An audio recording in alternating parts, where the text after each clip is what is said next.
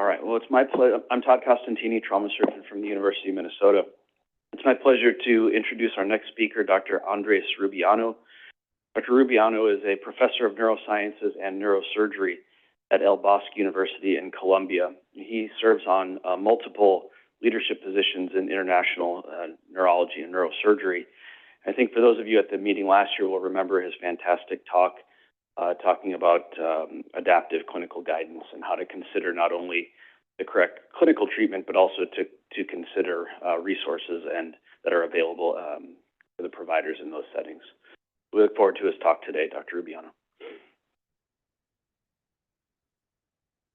So, thank you for the kind invitation, for being participating in this important activity that has been discussing many of the key aspects regarding the harmonization of management of trauma patients worldwide, transversally, as has been discussed. So I'm going to share briefly something that we shared last year regarding the stratified protocols project. So the idea is that we have been advancing in the topic. I'm going to share some updates and also with the clinical studies that we made related to the impact of this type of strategies. So we all know, and we have been discussing, that we provide care for these patients in different type of environments. There are so many different providers taking care of these patients in each one of those different settings. And sometimes it's difficult to harmonize protocols, guidelines, consensus for each one of those scenarios. But the issue is that in many regions of the world, actually, there are so many patients that are arriving in areas that do not have too many resources. And we have been discussing this topic today. We were today evaluating many of the documents that are already in the application. And when we take this to the daily practice, there are so many issues that create a barrier for integrating this type of recommendations and care in each one of these different scenarios. I have these just some specific examples regarding, for example, the BTF guidelines, the Indian national guidelines, the guidelines that we developed with the Ministry of Health in Colombia, and also the Japanese guidelines. There are just few examples of some of the guidelines that are available there for managing TBI patients. We also have many consensus and technical documents from different societies that give recommendations for a specific management of some specific conditions inside the pathology. And we have, at this moment, for example, around 5 or 6 different protocols that are trying to fill gaps in the management of these patients. Like, for example, the protocols of the World Society of Emergency Surgery, for polytrauma and TBI, the ones for managing patients where there are not neurosurgeons available, the 2 really well-known civic protocols for guiding the management of patients when you have only invasive ICP or when you have the combined ICP plus PTIO2 probe. And the exercise that Professor Chestnut made some years ago in Latin America with the CREVICE protocol when you only have the CT and the clinical exam to guide the therapy of the patients. But when you go over the real scenario, then you have so many other issues and aspects related specifically to resources and training that interact with many of these protocols. And when you are going to decide which one are you going to use according to where are you placed, there are so other many issues that regularly are not discussed in these type of protocols. I just want to show 3 examples that are from local news in Latin America. The first one is a level, translated to the level here in the state, a level 1 trauma center in Peru that is supposed to be attending a lot of the population there. And the CT was damaged. So they were running out of CT for around 6 months, and it was supposed to be a level 1 trauma center.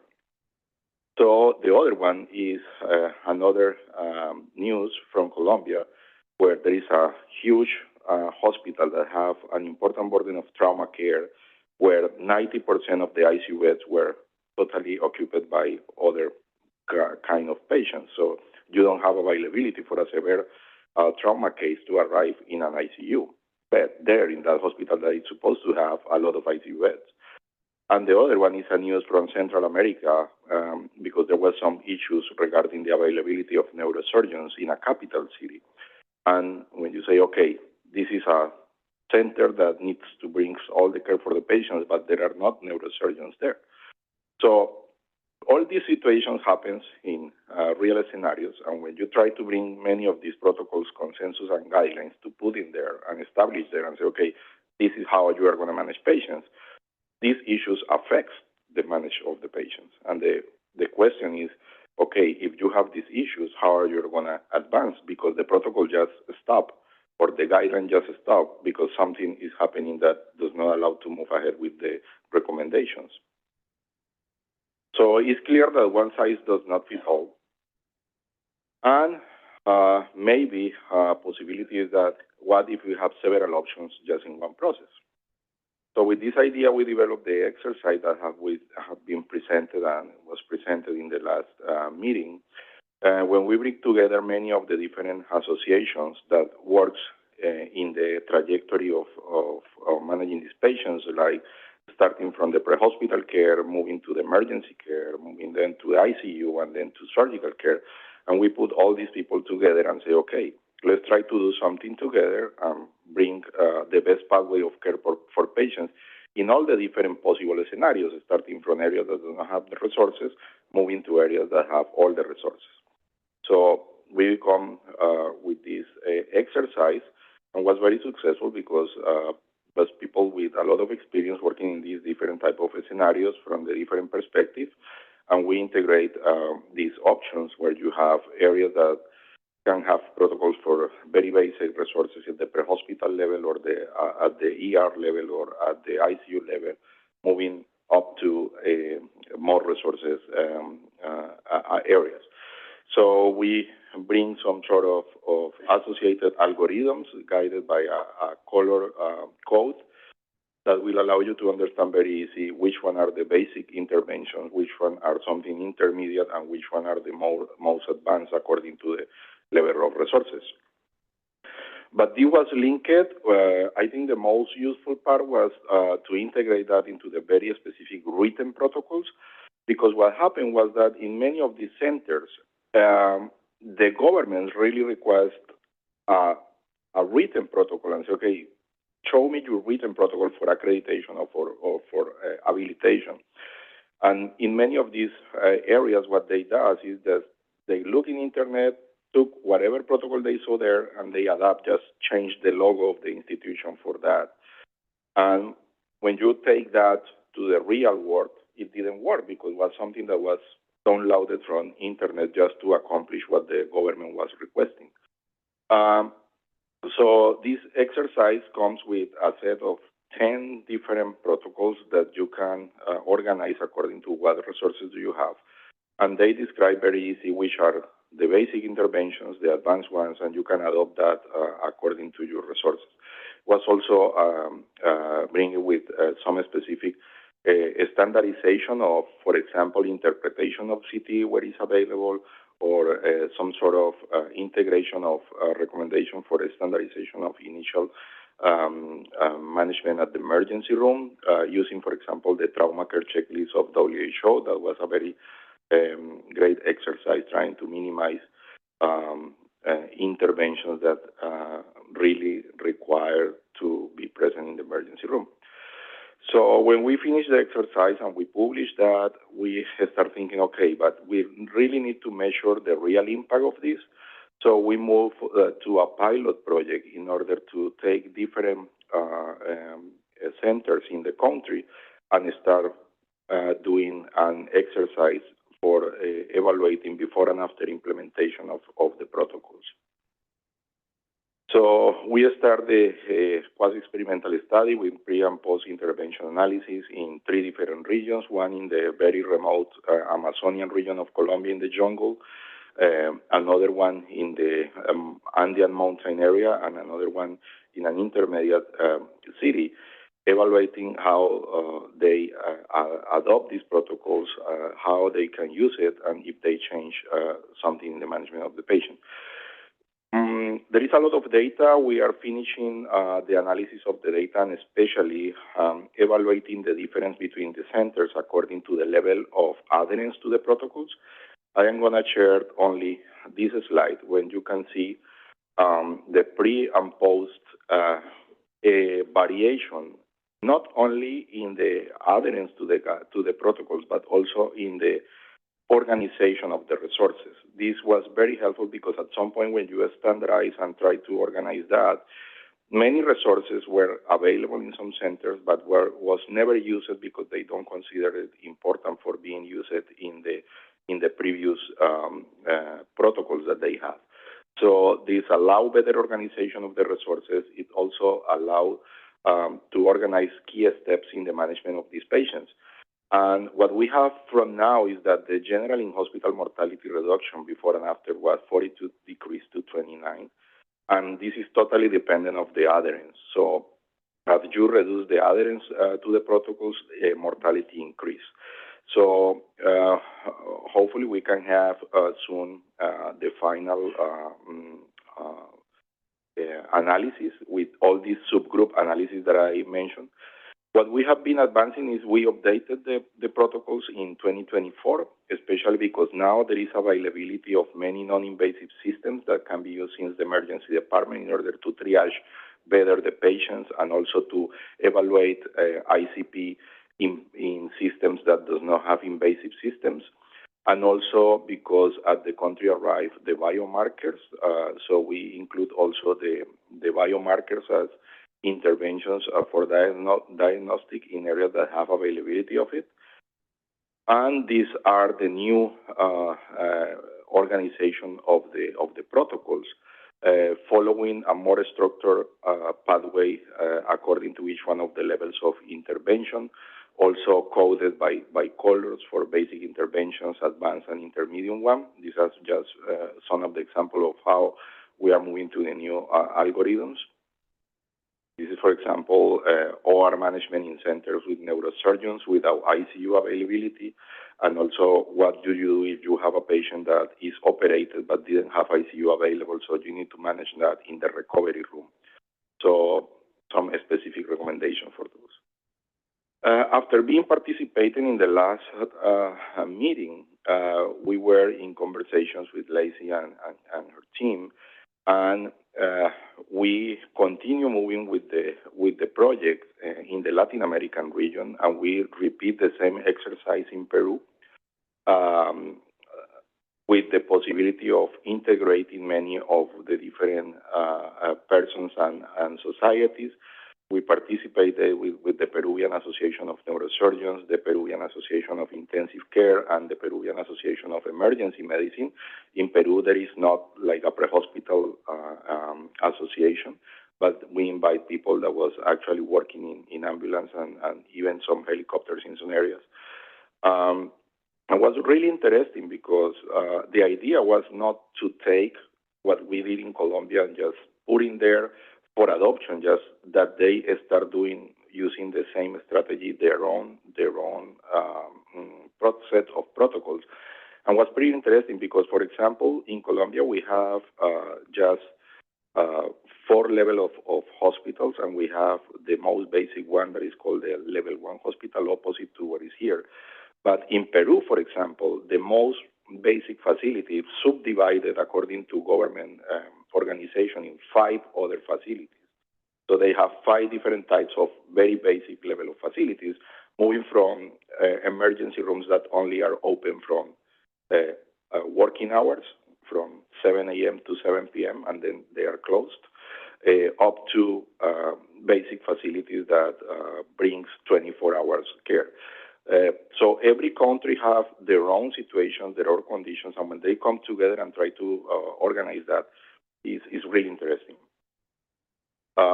We are now finishing the organization of the algorithms with them. They have been advancing very well. We finished the local exercise with the bootstrap spine. So we did the same exercise for a spinal cord injury. These are some of the algorithms. We hope that it's going to be published soon. The interesting thing with this exercise was that we integrate for first time people from many different countries. This was performed in an exercise during a World Neurosurgical Congress, and we have people from many regions of the world, including African countries, including Asian countries, obviously American countries and European countries. And it was a really interesting exercise because sometimes it's difficult to generate the connection for working together and taking decisions. For example, persons that have been working in a spinal cord injury in very high level of resources in Europe with a neurosurgeon from a very remote local hospital in Africa, where they take decision and operate the patients only based on an X-ray because they never have access to an MRI. For the guy that was in a more developed scenario, it is impossible that I am going to recommend to take action over a patient just with an X-ray. And they say, yes, we understand that it's impossible for you, but this is what we do on a daily basis. So this type of interaction is really interesting, and at some point they arrive to a recommendation working together. And we are going to start the bootstrap for pediatric patients. We are going to take this also at international level with many of the different international societies, including the International Society of Pediatric Neurosurgery and the World Federation of Neurosurgical Societies. And we are almost ready to go with that. For 2025 and 2026, we are expected to do the same exercise in Brazil, Bolivia, Venezuela, Paraguay, and Argentina. And the interesting point is the Latin American Federation of Neurosurgical Societies, who is like the umbrella association for many of the regional societies, will be considering this as an exercise in order to try to harmonize all the different exercises that we are doing in each one of those countries and integrate that like in a general recommendation for the Latin region. So this is how we are advancing with that. So I think this is something that maybe gives us the opportunity to integrate many of the discussions that we have been having today here. It's really important, according to what you have mentioned, the integration of the different societies, as was discussed in the panel, without taking or fighting for ownership of the full staff. It's just working together because patients really need that type of integration. And I think at the end, the most beneficiated are the patients from all different efforts. There are so many other possibilities. Maybe you were discussing about integration of this type of exercises into health medical records. It's pretty easy when you have few providers for medical records or you have harmonized medical records, but in many other regions, this is not the most frequent case. There are so many different health records providers that even didn't interact with each other. So sometimes that will be a more difficult exercise. But my final thought will be about, I think this is something that can be achievable at the level of development that you have with many of your societies, because, you know, for example, the American College of Surgeons have presence in all the countries in the world, and we have the experience working with the local committee on trauma in Colombia, and we understand that this type of interaction between the different protocols and guidelines is very important, because when you teach, for example, ATLS, it's difficult to start talking with the students and you say, okay, we have the VTF guidelines, we have the World Society of Emergency Surgery guidelines, we have and at the end, it's difficult to give a final message for them that are actually working in the field on everyday basis. And I think at some point, it will be very important to try to integrate this to give a final message to the people who is actually taking care in these different type of scenarios and say, okay, you can do this if you have this level of resources, you can do this if you have this level of resources, you can do this if you have this level of resources, and at some point, all that is supported by the different societies. So maybe that will be a way to go. Thank you so much. We have time for questions, Dr. Rubiano. I think they might want you back up at the podium if anyone has a question.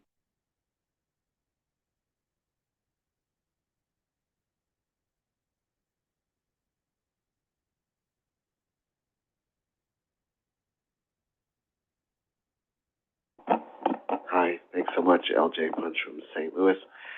It's probably obvious why you focused on TBI as the beginning of Bootstrap, and now you're working and applying it in other areas. But can you explain how? Because I think I'm hearing a lot of we have an enormous amount of work to do, but we should just pilot this one thing. Like, why was TBI where you started? Is it the right place to start when you're thinking this way? And what is guiding you as you're deciding where you're going to apply it in new areas? I think that this is a very, very interesting question because we did this very spontaneously. We really didn't prepare for that, and was more like a response to a requirement or a necessity on daily base practices. Because I was involved in many of the different groups working mostly in TBI. And for example, when we were updating the last version of the American College of Surgeons quality recommendation for TBI, I was there with many people that was also working with me in so many other groups. And I asked them and say, why we are going to do here something totally different from what we already did in the other group doesn't have any sense, because we are sending a wrong message to the people who is going to be the final user for that. So if we already have some recommendations that have been established in some other group, and some of them works, we need to include it in here and not create something new because it doesn't have too much sense. So that was how we start this, because we had the possibility to work with the BTF, with the ACS, with many of these different groups, mostly in TBI. But I think it's applicable to many other conditions. And this is just an example of how we move ahead. And as we move into the spinal cord injury, it was very easy to move with that because we have already all the pathway and templates for the TBI. So it's just to follow the same strategy.